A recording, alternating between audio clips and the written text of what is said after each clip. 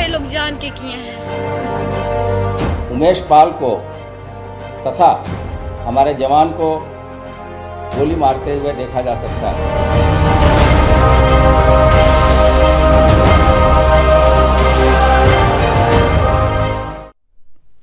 नमस्कार, सुदर्शन न्यूज में आपका स्वागत है। मैं मुकेश कुमार और आप देख रहे हैं जवाब तो चाहिए। जवाब तो चाहिए में आज हम बात करेंगे उमेश पाल हत्याकांड के दूसरे शूटर उस्मान के एनकाउंटर की। उमेश पाल की हत्या को जिस फिल्मी अंदाज में अतीक गैंग के शूटरों ने अंजाम दिया, उसने यूपी पुलिस के महकमे को हिलाकर रख दिया। विधानसभा में जब हत्याकांड की गूंज उठी तो मुख्यमंत्री योगी आदित्यनाथ जी को माफियाओं को मिट्टी में मिला देने की बात कहनी पड़ी। उसके बाद से ताबड़तोड़ कार्रवाई शुरू हुई और 9 दिनों के भीतर ही हत्या में शामिल 2 शूटरों को एनकाउंटर में यूपी पुलिस ने ढेर कर दिया। 3 दिनों के भीतर अतीक के करीबी अरबाज को ठिकाने लगा देगा तो अगले 7 दिनों में उस्मान को भी उसके अतीक को जहां पहुंचाया था वहां उन्होंने उस्मान को भी पहुंचा दिया। अतीक के दोनों बेटे इस मामले में अभियुक्त बनाए गए हैं और पुलिस इन्हें गली गली ढूंढ रही है। मामला केवल माफिया डॉन अतीक अहमद के हत्या, वसूली और जमीन कब्जा करने का धंधा का नहीं है, बल्कि एक धर्मांतरण गैंग के चलाने का भी है। उस्मान के एनकाउंटर के बाद इस बात का खुलासा हुआ कि उस्मान का असली नाम विजय है और अतीक के धर्मांतरण गैंग ने उसका भी धर्मांतरण कराया था, उसे उस्मान बना दिया था विजय से। सूत्र बताते हैं कि अतीक और उसके बेटे को हिंदुओं पर भरोसा नहीं था। उसे लगता था कि काफिर उसे राज उसके खोल देगा, उसके अपराध के साम्राज्य का पता पुलिस को बता देगा और यही वजह थी कि अतीक और उसकी फैमिली उन गैर मुस्लिम अपराधियों को पहले मुसलमान बनाता था, फिर उसे अपनी कोर टीम में शामिल करता था। उस्मान उसी का एक जीता जागता उदाहरण था। विजय को अतीक का भरोसा जीतने के लिए उस्मान बनना पड़ा। आज हम बात करेंगे कि और भी कितने विजय अतीक के गैंग में हैं जिन्हें उस्मान बना दिया गया। क्या हत्या, वसूली और जमीन जिहाद के अलावे धर्मांतरण गैंग भी चलाता था अतीक अहमद? क्या अतीक अहमद के हत्यारे बेटों का सुराग ढूंढ पाएगी यूपी पुलिस? ये भी हम चर्चा करेंगे। और उमेश की हत्या केवल अतीक अहमद की प्लानिंग थी या इसमें कोई और भी शामिल था? क्या अतीक को मिल रहा है राजनीतिक संरक्षण? ये सब भी सारी चीजें हैं जो इस हत्याकांड के बाद से सामने आ रही है। लोग चर्चा कर रहे हैं, इस पर भी हम चर्चा करेंगे। और हमारे साथ कुछ मेहमान भी होंगे। इसमें पूर्व डीजीपी अरविंद कुमार जैन जो है, जो पूर्व डीजीपी हैं यूपी के, वो भी हमारे साथ इस चर्चा में जुड़ेंगे। कपीश श्रीवास्तव समाजवादी पार्टी की तरफ से, रमाकांत मिश्र बीजेपी की तरफ से और वरिष्ठ पत्रकार रमेश ठाकुर पॉलिटिकल एनालिस्ट की तरफ से हमारे साथ जुड़ेंगे। लेकिन पहले एक रिपोर्ट देखते हैं। रिपोर्ट के बाद मेहमानों से परिचय करवाएंगे, चर्चा की शुरुआत करेंगे और आपको यह भी बताएंगे कि इस हत्या के पीछे और ये जो पूरा मामला चल रहा है कि किस तरीके से इस हत्याकांड में धर्मांतरण गैंग चलाने का पर्दाफाश हुआ। सूत्र और क्या क्या बताते हैं वो भी हम आपको बताएंगे, लेकिन पहले एक रिपोर्ट देखते हैं।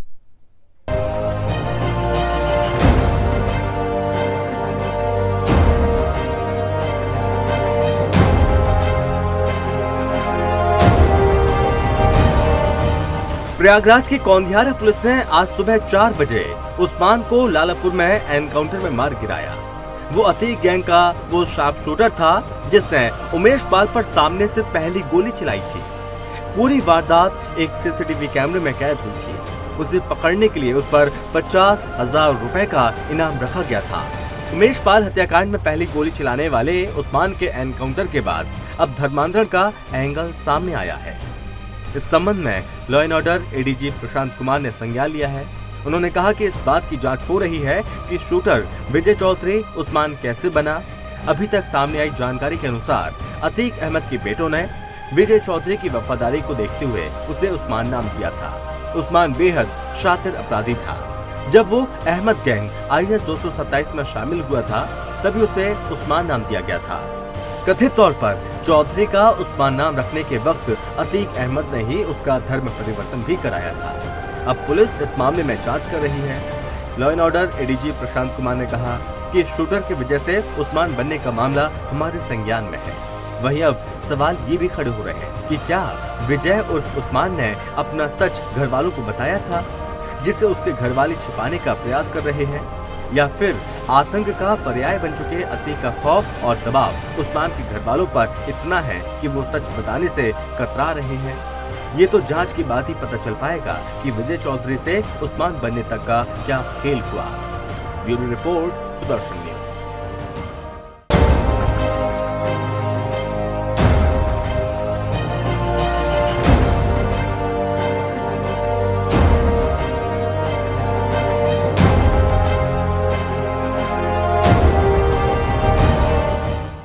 या अतीक हो, अरबाज हो या हो उस्मान, हर अपराधी का वही अंजाम होता है जो उस्मान का हुआ। और हर अपराध करने वाले के दिल में मौत का खौफ, जेल का खौफ तो रहता ही है।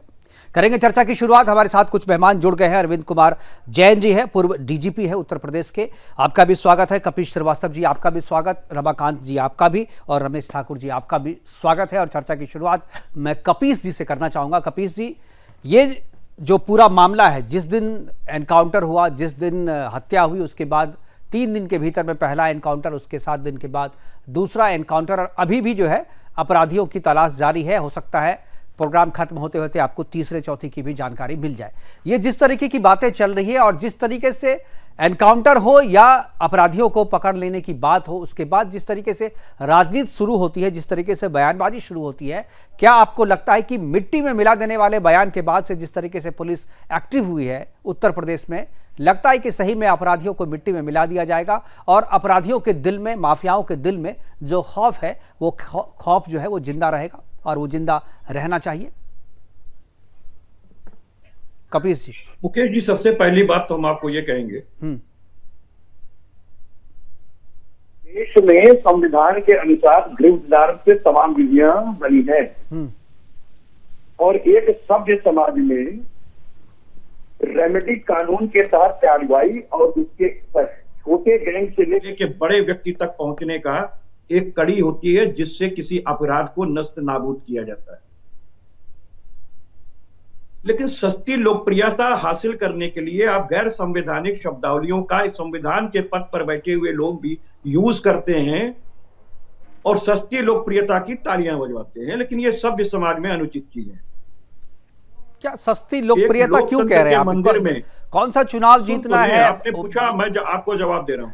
सस्ती लोकप्रियता का मतलब यह होता है कि अगर आप कानून के तहत सारी कड़ियां एक करने के बाद पूरी की पूरी टीम को ध्वस्त करते हैं, कानून के अंदर कानून में समर्पित कराते हैं और उसका बाय ट्रायल होता है और कोर्ट उसे फांसी की सजा चढ़ाता है, उसको कहते हैं कानून का इकबाल, कानून की हनक। क्योंकि सभ्य समाज में कानून का सबसे अंतिम पायदान है एनकाउंटर। और जहां तक बुलडोजर की कार्रवाई है, ये डेवलपमेंट एक्ट की धारा 27(1)(2)(3) के अंदर इसकी प्रक्रिया दी हुई। ये अपराध के लिए नहीं होता है, ये जो अवैध संपत्ति होती है उसके लिए होता है। लेकिन जब आप इसको किसी अपराधी के यहां तत्काल समय में गिरा करके और कहते हैं अवैध संपत्ति गिराई जा रही है, तो एक चीज कपीश, एक चीज बोल रहे अपराध के लिए नहीं हो रहे। पहले भी तो कुर्की जब्ती होती थी ना अपराधियों की, या किसी की भी कुर्की जब्ती किसी सामान्य आदमी की तो होती नहीं है। कुर्की जब्ती में भी जो है पहले बुलडोजर का इस्तेमाल नहीं किया जाता था, हथौड़ा और छेनी से तोड़ते थे लोग, टाइम लगता था। बुलडोजर से एक दिन में गिरा देते हैं, टाइम बचाते हैं अपना। तो इसमें क्या दिक्कत है? जब तोड़ना ही है तो किसी भी चीज से हम तोड़ दें उसको, तो तोड़ने वाले यंत्र पे क्यों सवाल? गैर विधिक चीजें मैं क्यों कह रहा हूं आपको? अभी जैसे आपने कहा, उद्घोषणा और कुर्की की कार्रवाई दूसरी होती है। जब्ती का मतलब बुलडोज करना नहीं होता है, विध्वंस करना होता है। और विध्वंस तब किया जाता है जब अवैध संपत्ति साबित होती है।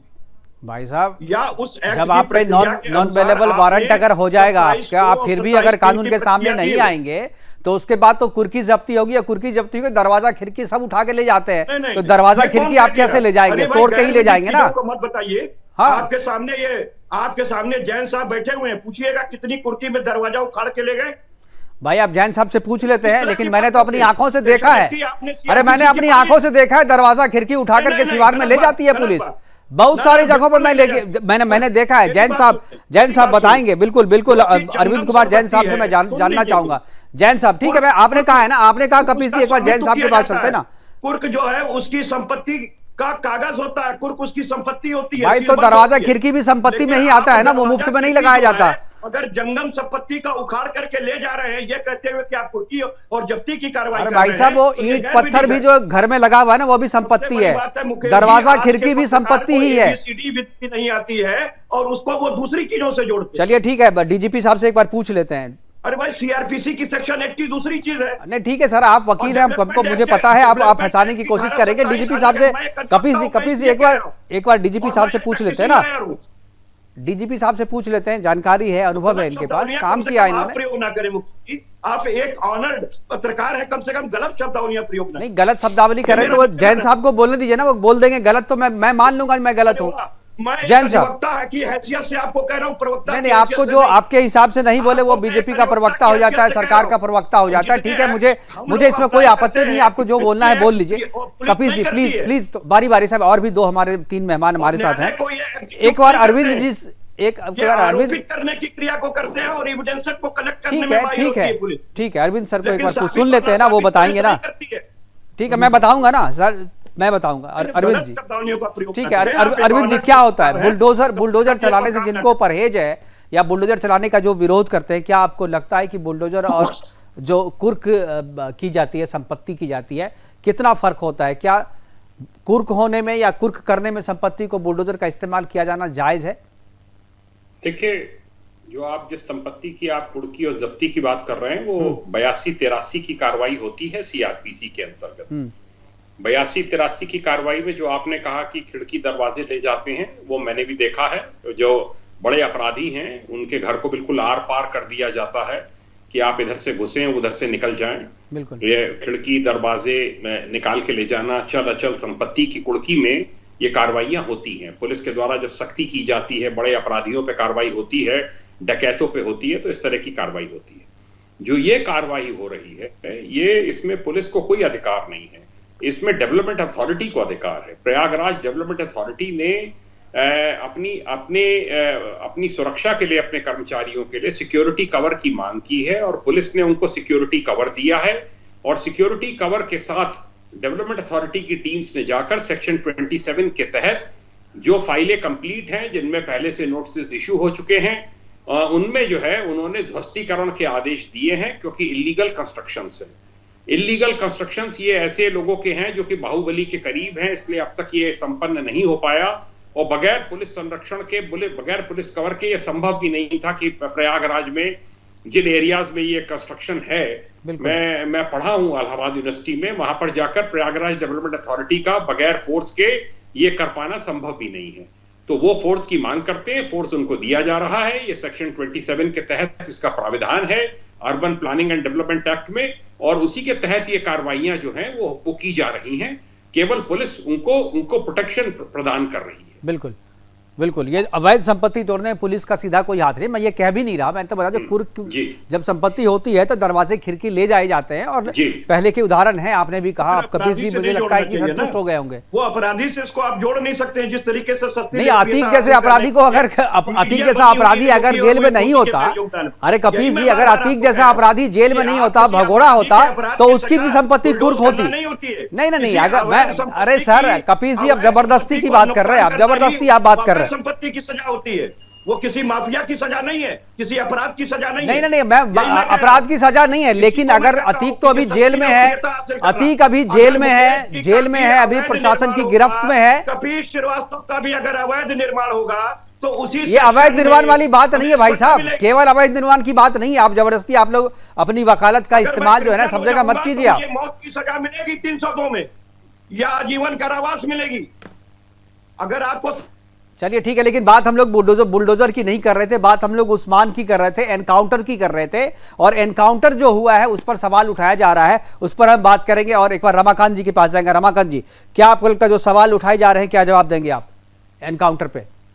देखिए मुकेश जी, यहाँ पर जिस तरह से एडीजी जो लॉ एंड ऑर्डर है प्रशांत कुमार जी ने जिस तरह से कहा है, पूरी तरह से पहचान होने के बाद ये पूरी, जब पहले इसमें पहचान नहीं हुई थी, सीपी एफआईआर में नाम नहीं था, और जब पहचान की गई उससे पहले 50,000 का इनाम लगाया गया था, और जब पहचान हुई उसके बाद इस तरह से उनको न्यूट्रलाइज किया। अब देखिए यहाँ पर प्रश्न उठाना, जिस तरह से प्रश्न उठा रहे हैं, मुझे लगता है जो कि कम से कम जो पुलिसी विभाग है, जो पुलिसिया विभाग है, निश्चित तौर पर उन्होंने जो कार्रवाई करी है बिल्कुल काबिले तारीफ है, और ऐसे अपराध और अपराधी को जहां पे होना चाहिए बिल्कुल वहीं पर पहुंचाए। अब एक चीज बताइए, क्या 2017 से पहले जिस तरह से ऑर्गेनाइज्ड क्राइम होता था यहाँ उत्तर प्रदेश के अंदर में, निश्चित तौर पर हम देखते थे कैसे उत्तर प्रदेश की जनता भयभीत हुआ करती, रात को निकलने में भी घबराहट होती, तो बहुत सारी ऐसी चीजें थी जिस चीज को हम लोगों ने देखा और 2017 से पहले इस चीज को नजरअंदाज किया जाता है। और जिस तरह से राजनीतिक संरक्षण खुले तौर पर मिलता था, आज अतीक अहमद हो चाहे मुख्तार अंसारी, इनको मजबूत करने का काम किसने किया? इनको मजबूत करने का काम सिंह को नहीं मिल रहा है क्या सर? कि बृजभूषण सिंह को नहीं मिल रहा है? अरे मुझे बताइए, सोनू सिंह को नहीं मिल रहा या विनीत सिंह को नहीं मिल रहा? अरे जिन पे दर्जनों हत्या के मामले हैं उनका जिक्र क्यों नहीं कर रहे हैं आप? वो अपराधी नहीं दिख रहे क्या? केवल 3 अपराधी उत्तर प्रदेश में, केवल 3 अपराधी हैं। अजय मिश्रा टेनी को आपने क्यों नहीं बनाया? उनके पुत्र क्या बुलडोजर क्यों नहीं चलाया? बोलने दीजिए, कपिल जी हाँ जवाब दीजिए भाई, ये सवाल तो है, जवाब दीजिए। अपराधियों पे काम करेंगे।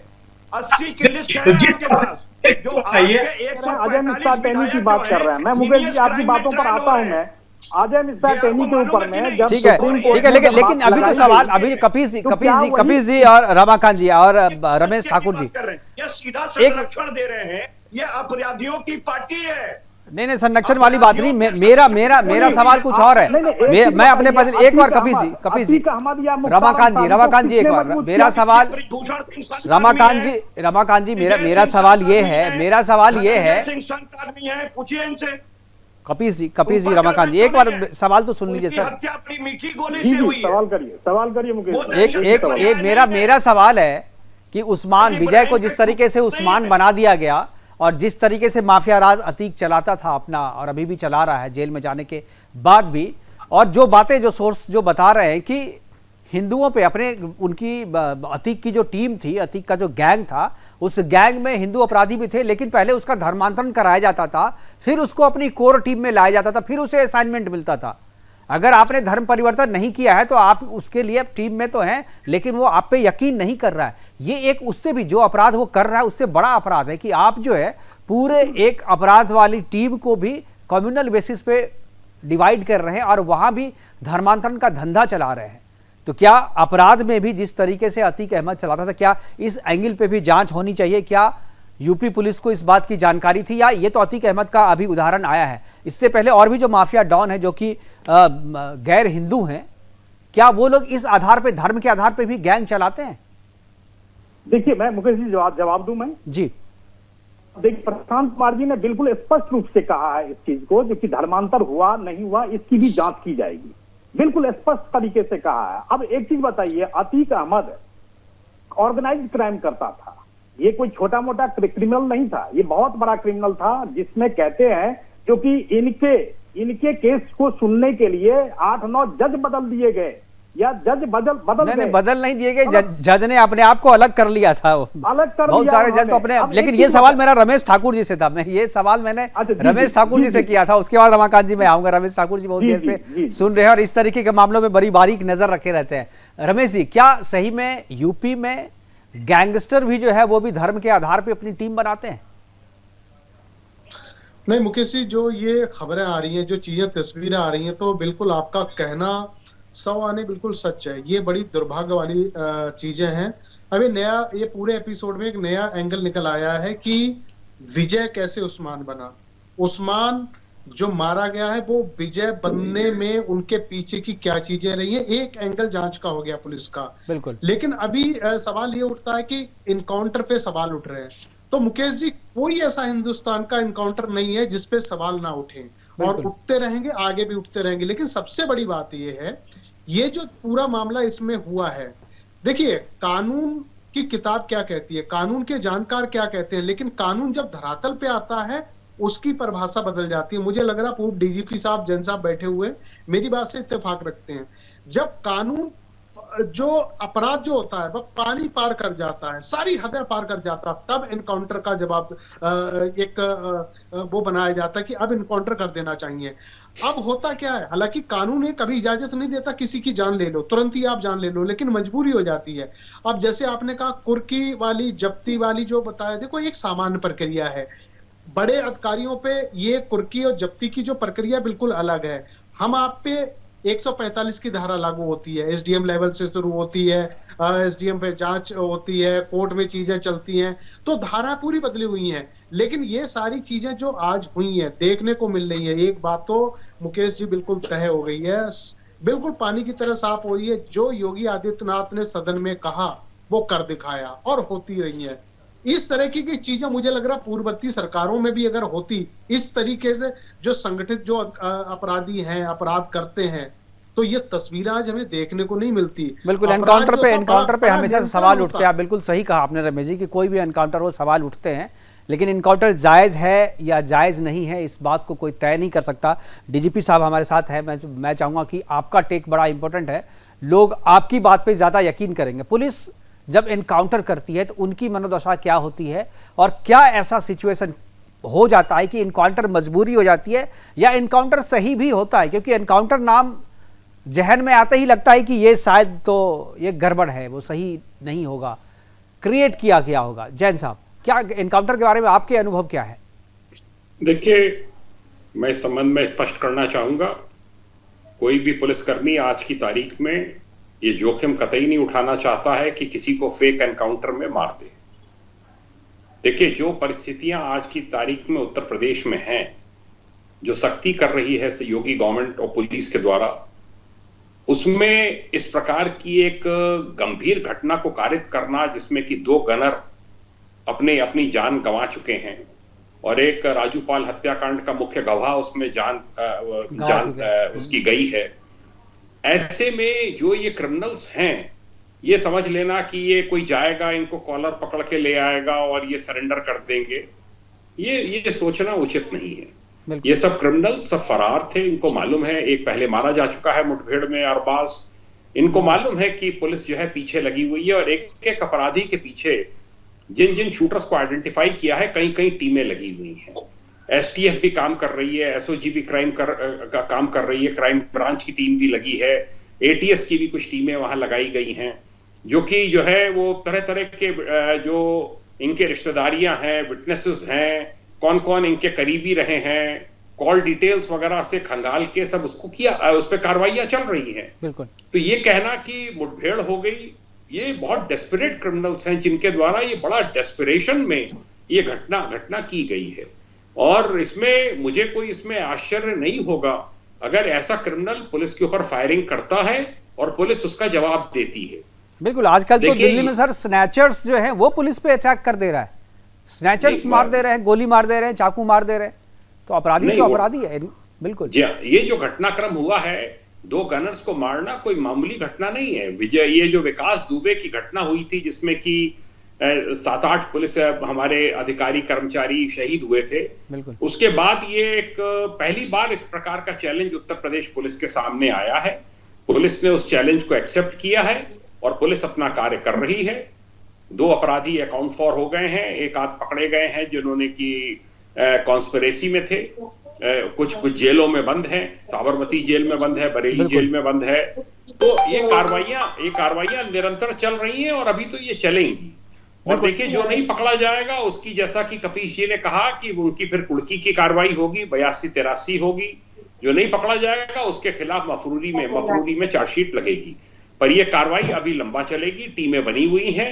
बिल्कुल। और इस पर से अभी पुलिस इस पे से अपना ध्यान हटाने वाली नहीं है। बिल्कुल। और जो भी जितने शूटर्स हैं, जितने भी संरक्षण देने वाले हैं, जितने भी असलहे सप्लाई करने वाले हैं, जितने भी इनको जो है वो इस कार्य योजना किसी भी तरीके का जो सपोर्ट करने वाले हैं, बिल्कुल जी हाँ, उन सबको अकाउंट फॉर करा जाएगा। बिल्कुल। लेकिन एक जो सवाल मेरा था जैन साहब, मैं चाहूंगा आप भी इस पे बताएं और कुछ कपीश जी से भी मैं जानना चाहूंगा कि एक जो नया एंगल इसमें आ रहा है कि गैंगस्टर धर्म के आधार पे गैंग बना रहे हैं, जैसे कि उस्मान के मामले में आया। क्या आपने अपने कार्यकाल में, जब आप डीजीपी थे, आप एक्टिव थे, सर्विस में थे, क्या आपने भी कोई ऐसा अनुभव किया कि सही में धर्म के आधार पे भी अपराधी जो है गैंग बनाते हैं, लोगों पे विश्वास करना धर्म के आधार पे ज्यादा होता है? देखिए, जो माफियास वगैरह हैं, इनके साथ जनरली उन्हीं की कास्ट के लोग होते हैं, ये उन्हीं पर ज्यादा उनको प्रोटेक्ट भी करते हैं। वो रिश्तेदारियां भी रहती हैं, शादियां भी होती हैं परिवारों में, तो उससे एक उनमें एक बॉन्डिंग होती है। वो बॉन्डिंग वो किसी अन्य पे आसानी से उस पे भरोसा नहीं यकीन करना बड़ा मुश्किल है। बिल्कुल। उनको लगता है कि कहीं वो अपोजिट पार्टी से ना मिल जाए, तो इस प्रकार की बात हो सकती है। मैंने भी इसकी पत्नी का बयान सुना, विजय चौधरी की, कि हम हिंदू हैं, अब उन्होंने प्रशांत ने कहा है जांच होगी कि कैसे ये उस्मान नाम मिला, किसने नाम दिया, क्या गतिविधियां हैं और ऐसे किस प्रकार के धर्म परिवर्तन हुए हैं और कितने लोगों को इसने कन्वर्ट किया है अतीक ने। ये सब धीरे धीरे सारे फैक्ट्स निकलकर सामने आ जाएंगे। इतना जघन्य कांड हुआ है कि अब इसमें सारी परतें खुलेंगी। बिल्कुल। कपिल जी, क्या समाजवादी पार्टी या जो अपोजिशन है उत्तर प्रदेश में, यूपी सरकार कुछ भी काम करे, योगी सरकार कुछ भी काम करे, क्या अपोजिशन का काम केवल उस पर सवाल खड़ा करना है या कभी अप्रिसिएट भी करे कि इतना बड़ा मसला हुआ है, इतने बड़े अपराधियों को 10 दिन के भीतर में 2 को शूट आउट कर दिया गया है, एनकाउंटर में ढेर कर दिया है, कम से कम अपराध मुक्त तो हो रहा है ना स्टेट आपका, तो आपको तो इसके लिए कम से कम सरकार को धन्यवाद बोलना चाहिए। तो हम तो सरकार को धन्यवाद दे देंगे कि अपने यहाँ जो वॉशिंग मशीन में डाल रखे हैं, जिन्होंने दर्जनों हत्याएं की हैं और करवाई हैं, उनको भी जरा चटका लें। भाई सेलेक्टिव आप अपराध थोड़ी रोक सकते हैं। अपराध का कोई, अगर वो अपराधी थे तो आपका भी तो शासनकाल आपका भी था, आपने क्यों नहीं चटकाया? भाई मैं तो सीधी बात कह रहा हूँ, या आप कह रहे हैं कि इन्हीं के कार्यकाल में आकर के वो अपराधी हुए हैं? सुन लें, अगर वो अपराधी थे तो चटका देना चाहिए था आपको। मुकेश जी क्यों चटका देंगे? आप गैर विधिक काम करने के लिए हमें उकसा रहे हैं। तो इसमें गैर विधिक क्या है ये तो बताओ, डीजीपी साहब ने गैर विधिक कहा क्या है? मैं तो आपको साफ कह रहा हूं कि हमारी आईपीसी के अंदर क्या लिखा हुआ है, और एक सभ्य समाज में कानून की हनक होती है, और हमने आपको कहा कि सभ्य समाज में कानून लागू करने में जो सरकारें नाकामयाब होती हैं वो एनकाउंटर्स में जाती हैं, क्योंकि आप फिर चेन नहीं जोड़ पाएंगे, वो तो मृत हो जाएगा, किससे पूछताछ कीजिएगा? और ये मतलब आप उसको बचाने में मतलब आप पकड़ लीजिए, जेल में बिरयानी खिलाते रहिए, पूछताछ करते रहिए और पॉलिटिक्स अपनी जारी रखिए। पे 5 करोड़, अरे सुनिए आप, नंद किशोर नंदी पे 5 करोड़ रुपए लेने की बात आई है। शाइस्ता परवीन उनकी बहन जो है वो अतीक की, उन्होंने इस बात का बकायदा प्रेस वार्ता करके बातें कही।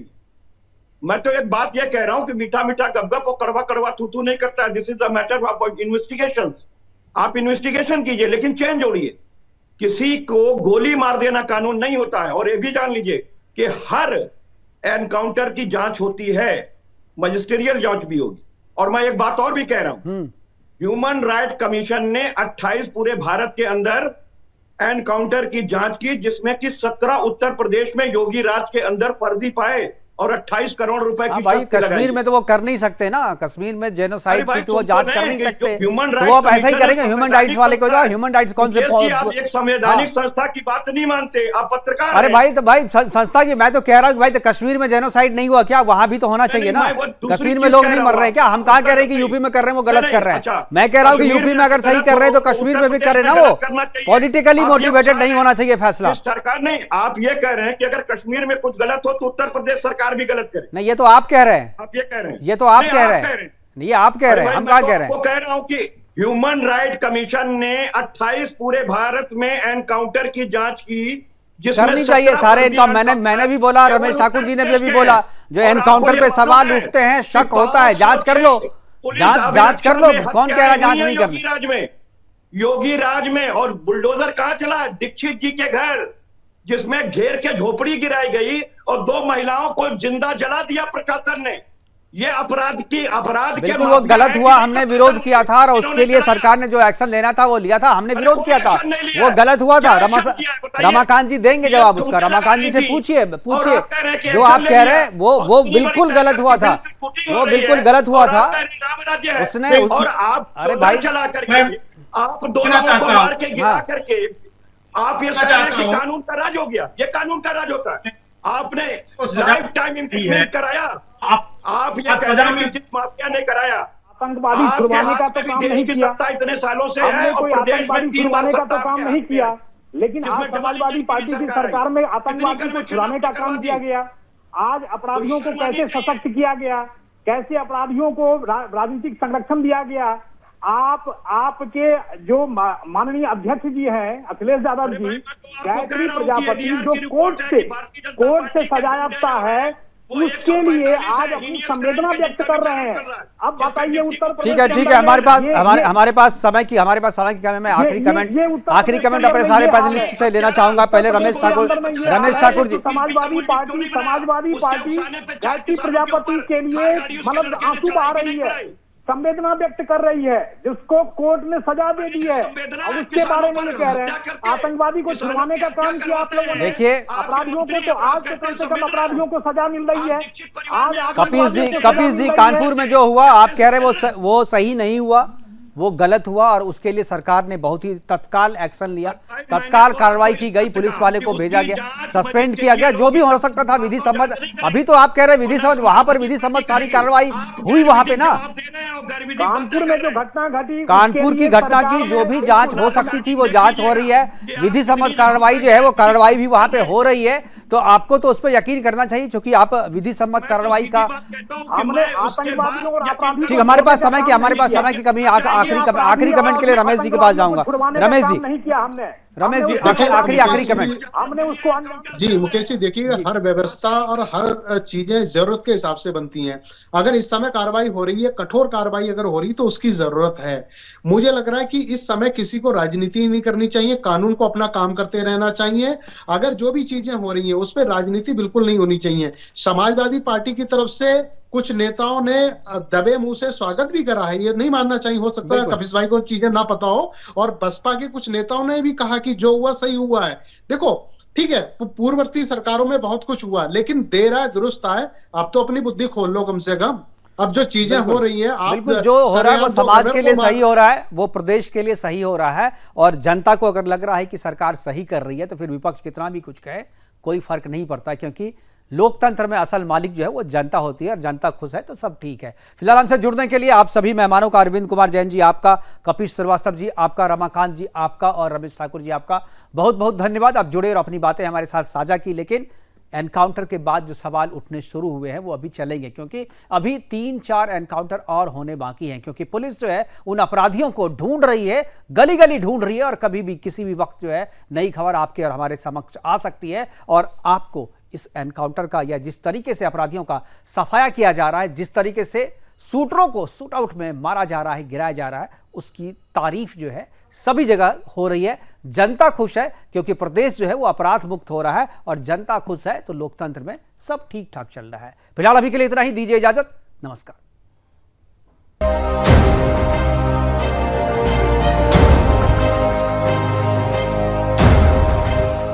इनकाउंटर किया है, लोग जान के किए हैं।